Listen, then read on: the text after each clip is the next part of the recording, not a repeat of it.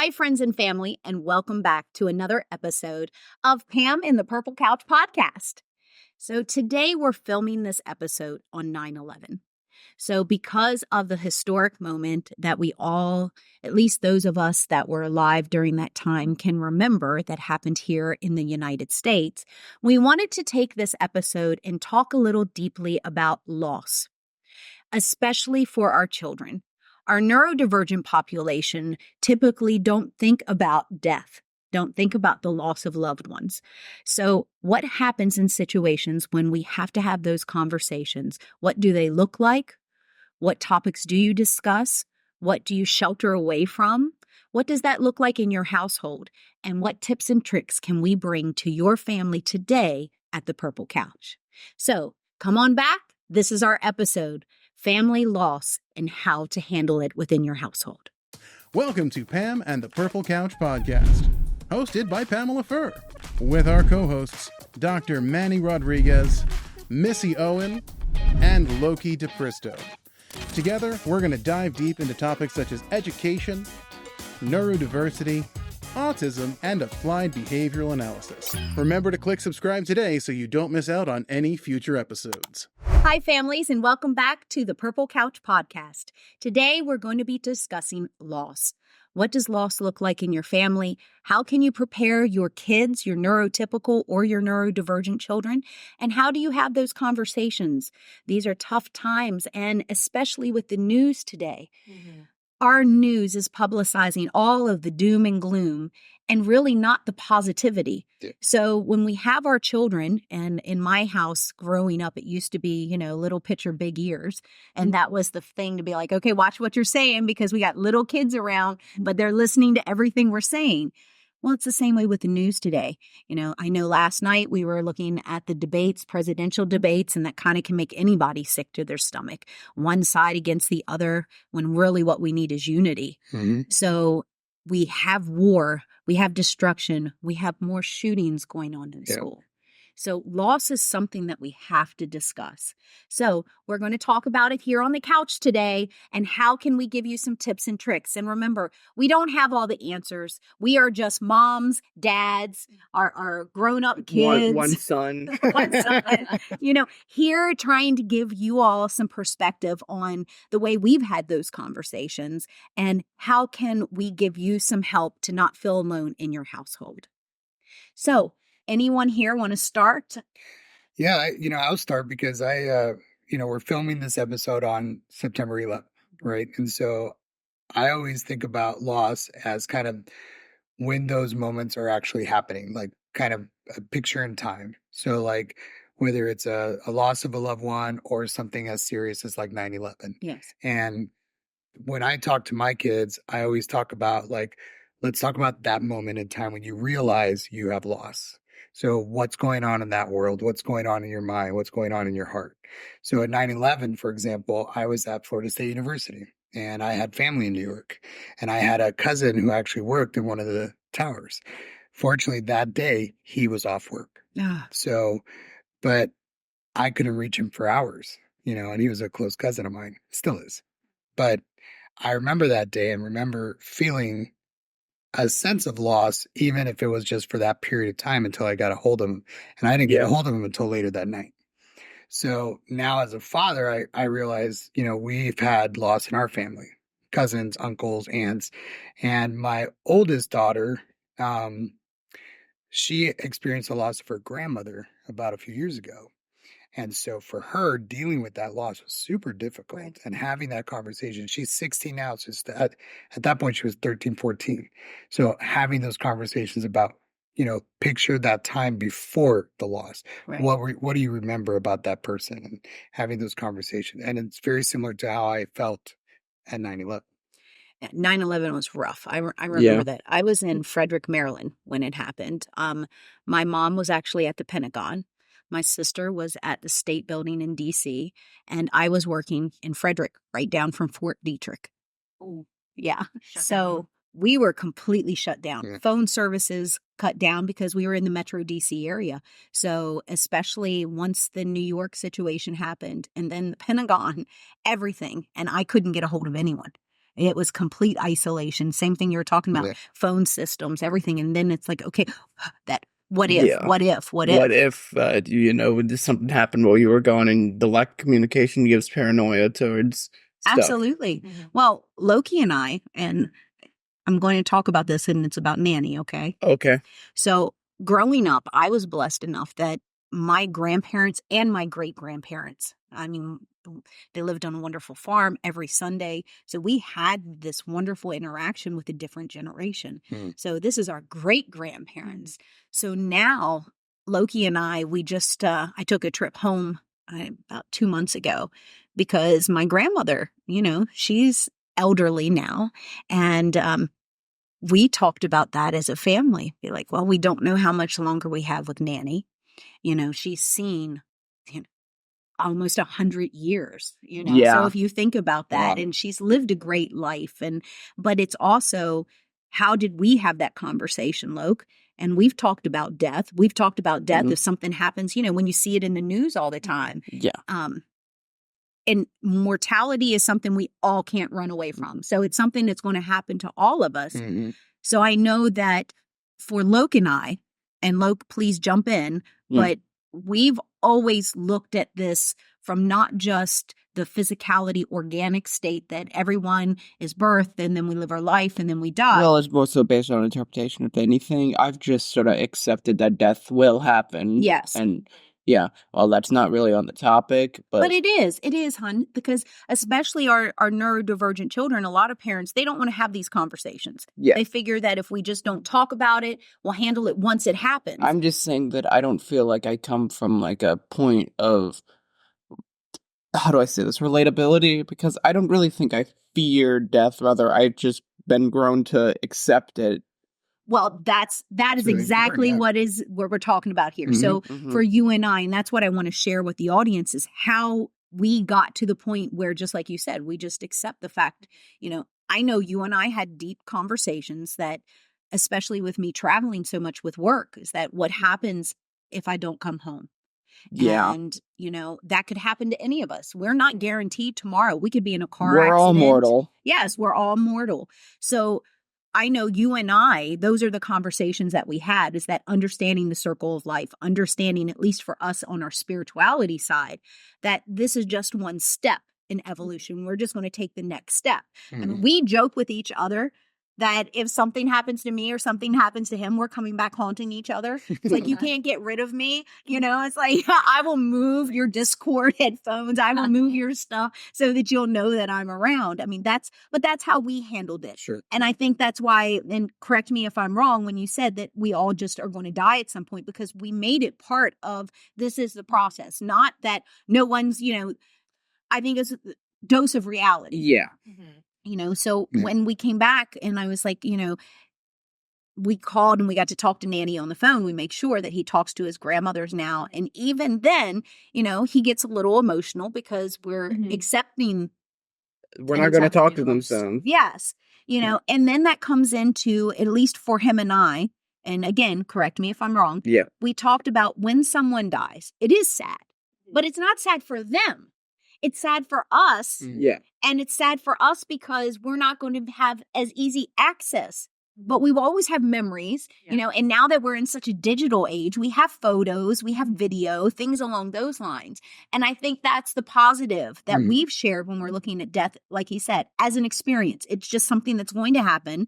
This is part of the wheel of life that happens. Yeah. And I know for him and I, it was direct conversations that this is a possibility. And what do you need to make sure that you're prepared if mom's not going to be around? Yeah. Wouldn't you say? Yeah. That's also why you've been been teaching me life skills in general to fend for myself while you're gone. Exactly. Yeah. So it's kind of morbid to think about it. Well, son, when mom's dead, I want to make sure you're doing okay. Well, if you get what I mean. You're looking out for me, and I'm not thinking about this more so a teaching thing, but Yeah, I got you. It is. Yes.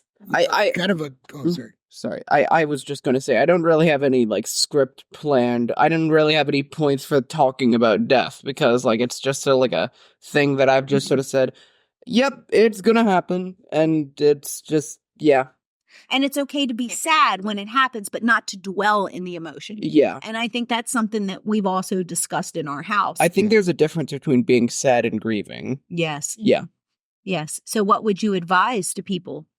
When is that cut? When is it that the living in the grief becomes detrimental? Because that's very important. Mother, I need you to know, no one in the family tree or anyone that I have, like, been close to has died yet, so I can't really have a feeling Very towards that right nice. now. Very nice. No, I can appreciate that. That's real. We are already in the prepared steps, but for you actually going through that experience, that is still an unknown. Yeah. Well, and it's a good point that Loki brings up for his own perspective, but for our listeners, like, we have to know where our children or where we are in terms of understanding what loss and grieving is, because Absolutely. death is so finite. But there's another there's another aspect of loss when we're dealing with a family member who might have dementia, or might have had a seizure, or is Loss of a unconscious or friend. something, or loss of a friend. Not death-wise, but they moved. They moved go to on, a different school. Yeah. And so You know, coping you with don't that, see them anymore. yeah. So having those kind of conversations, no matter what the age. So, I mean, my grandmother has dementia. And so we've had to talk to our older kids about, when you go to see grandma, she may not remember you. And we've had to experience that over the last year, and it's been pretty difficult. My younger sister was an adult, right? My grandmother doesn't remember her very well. So that's been very hard for my Absolutely. sister. In a different loss, very different, I think. That's not finite, but so you all know I'm a split family, right? So my 12 and 10-year-old, they go half the time to their mom's house, half the time with us. My 3-year-olds have just recently realized they don't see their brother and sister every week. Oh. So how that came into reality just recently was, we're on our way home. I'm picking them up from school, and we're on our way home. And they're like, I said, guess who's home? Guess who's going to be home when we get there? And in my head, I'm thinking mom and the big sister. And they're like, mommy and Hope and Sabrina and Bubba. And I have to say, no, Bubba and Sabrina are not there today. They'll be back next week. And they just kind of looked, and they're 3, so they don't have a whole lot of language, but you can see that's their first sense of loss. Correct. And they have to deal with that. Now, of course, Absolutely. they're young. They snap, they don't really, but yeah, it's kind of an interesting. Well, our kids see it. Loki's seen it, especially when our kids change schools. Yeah. And that's something for our families to think about when we're dealing with loss. It's not just death. Children moving in and out of schools, losing friends because of moving, losing friends because of changing schools, especially when we talk about elementary school, where everyone is in one school, and then we start breaking into middle schools or up north, junior, senior high. Yep. And those are different schools altogether. And so now you've built this wonderful bond with friends, and then the friend has to go to a different school. You've experienced that. And yet you can't have contact with them because it was too late. So now you're just sort of standing there like, great, well, there goes that moment in my life. I'm just going to keep replaying it in my head, and I could have done something about it, but nope. But see, that's loss. That is, So that's still a form of loss. And I think Loki especially, and well, it's different than death because you know that they're still out there. yes, you do. But like you said, that bond, that friendship, that's a loss that a child is dealing with. Even for you, it wasn't loss, and I had to cope with that, because for me, I was having the same thought you're having right now. Well, it's not death. Okay, well, they can still see their friends, they know they're not dead, but maybe they're in a different state. Everything will be okay. Because for us, we can pick up an email, we can pick up the phone, those are forms of communication, and boundaries don't stay in the way.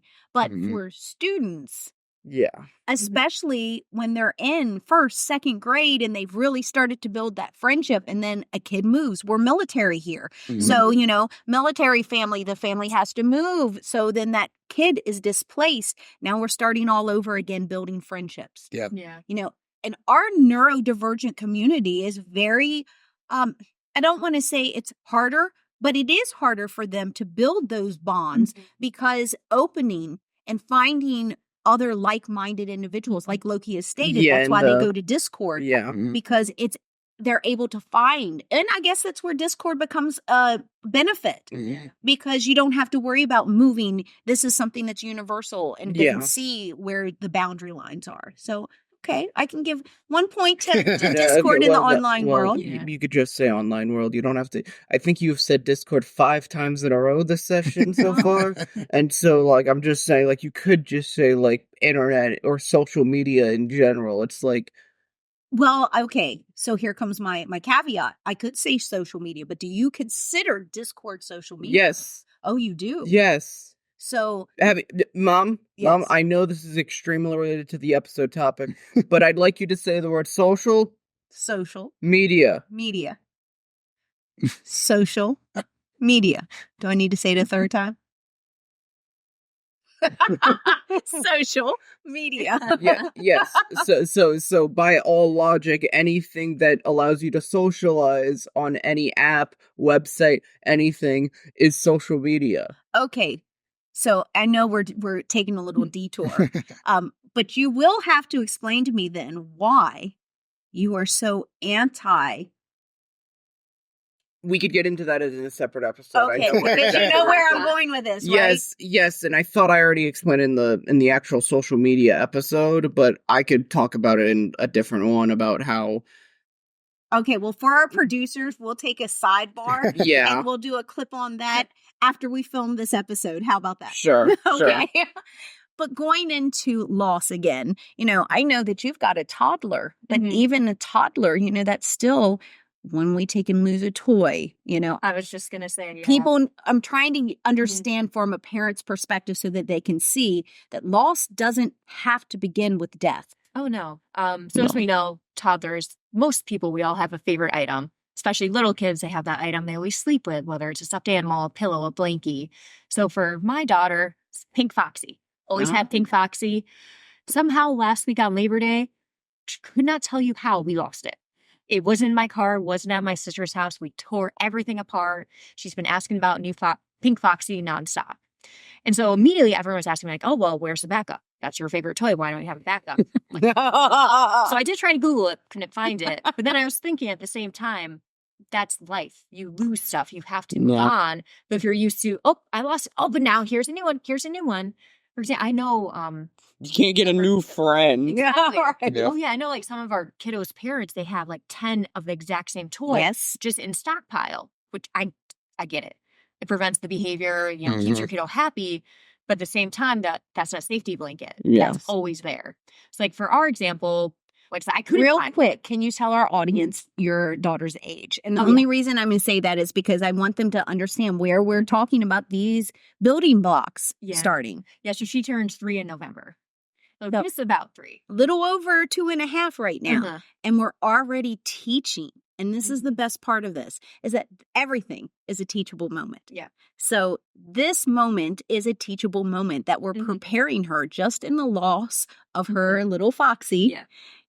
The loss of coping. And this is the best part. It's all a coping skill. Yeah. So we are already starting before 3 teaching coping skills.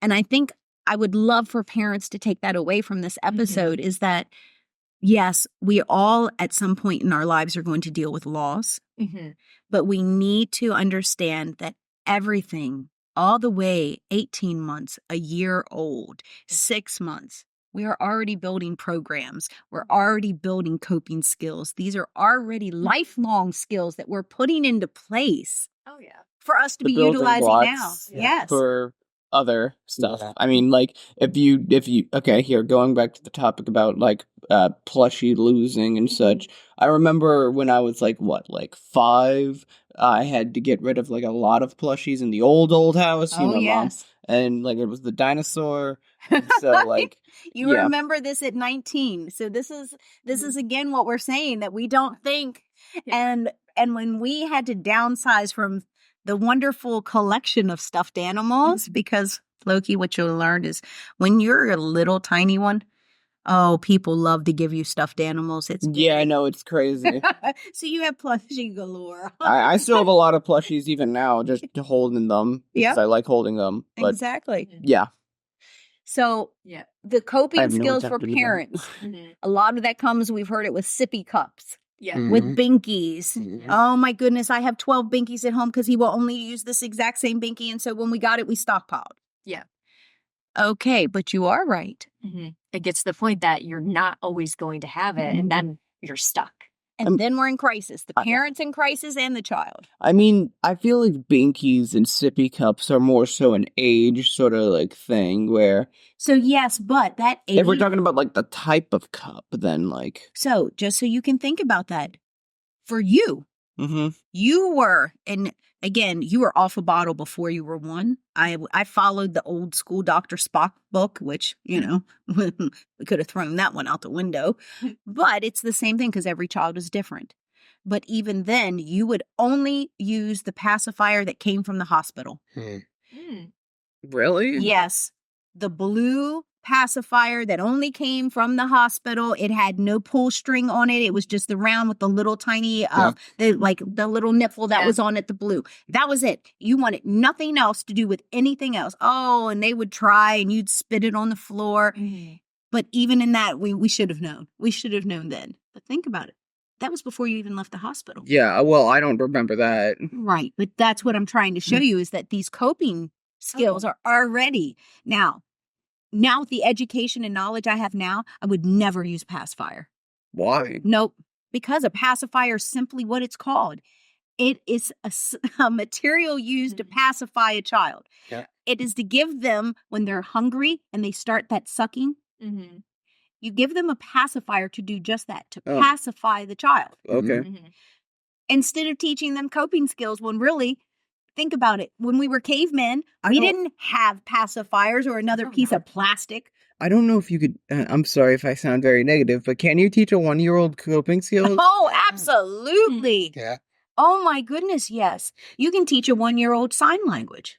Oh, yeah, no, 1-year-old sign language, I do understand. But I feel like with emotions, they're very hard to control when you're young. Oh, this is key, especially as we're wrapping up our episode. This is perfect, Loki. Really? Yes. Yeah, I was going to say this. If you've already enjoying this topic, which I am, because I know where this is going, so I'm excited what we're about to do next. Just make sure if you're listening, just subscribe, like, follow, and share, because now we're getting to the kind of coping strategies. How do we help people, whatever age? You know, there's variations of coping skills, but you know that's where we're going. Absolutely. 1-year-old, 100%.